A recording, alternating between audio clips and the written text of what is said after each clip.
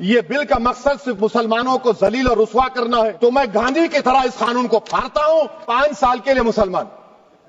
میں کرن رجیجو سے پوچھنا چاہتا ہوں سر داڑھی رکھے تو مسلمان پریکٹسنگ ہے یا کلین شیو آپ کی طرح ہے؟ تو بتائیے ہم کو پریکٹسنگ کیا ہوگا؟ اچھا کسی کو پکڑ کے ماب لنچ کر دیا اور بولے کہ جی ایس آر کا نعرہ لگایا اور وہ جی ایس آر کا نعرہ لگایا تو کیا مسلمان رہے گا نہیں رہے گا؟ یا پھر دیش کے پردھان منتری نے کہا تھا کپڑے دیکھ کر پہچانو تو کیا کپڑے دیکھ کر آپ کہہ دیں گے؟ اچھا اگر کوئی کرسچن ہندو دھرم قبول کرتا ہے تو کیا وہ مندر کو نہیں دے سکتا پراپرٹی؟ پھر بھارت کی سمویدھان میں آرٹیکل 300 کیوں ہے سر؟ محب اللہ صاحب جس مسجد کے امام ہے پارلیمنٹ کے سامنے مسجد ہے سر 123 پراپرٹیز میں مسجد ہے ڈسپیوٹ چل رہا ہے. کل کلیکٹر یا ڈسٹرکٹ آفیسر بولے گا کہ بھائی صاحب یہ گورنمنٹ پراپرٹی ہے سٹیکر لگا دیا جائے گا مسجد بند گورنمنٹ پراپرٹی ہو گئی ہوگی نا سر؟ اب یہ بتائیے آپ جب سے یہاں پر پورے بی جے پی رولنگ پارٹی ہم کو گیان دے رہے ہیں کچھ نہیں ہوگا کچھ نہیں ہوگا.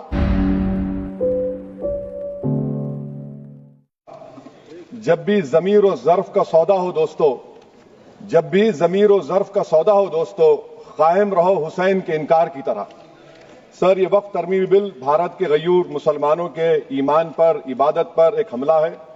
نریندر مودی کی حکومت نے اس ملک کی سب سے بڑی اقلیت کے خلاف ایک اعلان جنگ کر دیا اور یہ جنگ نہ صرف میرے جسم پر ہے بلکہ میری آزادی پر میری سماجی اور معاشی مارجنلائزیشن پر ہے میری شہریت پر ہے میرے مدرسے مسجدوں خانقاہوں کو اور درگاہوں کو نشانہ بنایا جا رہا ہے. اور یہ حکومت سچائی کو نہیں بیان کر رہی ہے کہ یہ ترمیمی بل سے مسلمانوں کا تحفظ ترقی اور غربت کا خاتمہ ہوگا. یہ سراسر جھوٹ ہے.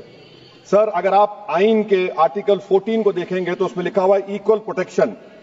اب آپ دیکھ لیجئے سر کہ ہندو سکھ اور جین کو اور بودھ کو ان کے انڈومنٹ میں تحفظ ملے گا کیونکہ ان کا انڈومنٹ بائی یوزر برقرار ہے اور ان کا ایڈمنسٹریشن ان کے ہاتھ میں ہوگا.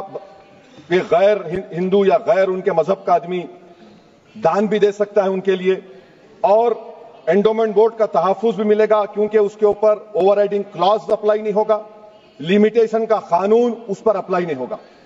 اس کے برعکس اپوزٹ آپ دیکھ لیجئے مسلم وقف کو وقف بائی یوزر نکال دیا گیا.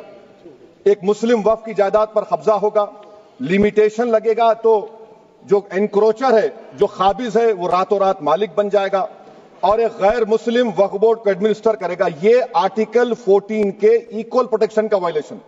اب آرٹیکل 14 میں سر ایکوالٹی بیفور لا بھی ہے اور اس کا کیسا وائلیشن ہو رہا ہے کہ کوئی آربیٹری سٹیپ نہیں لے سکتا اور کوئی بھی افیشل کسی بھی طریقے سے غلط آربیٹری فیصلہ نہیں لگا. یہاں پر آپ ایک ڈیزگنیٹڈ آفیسر کو رکھ کر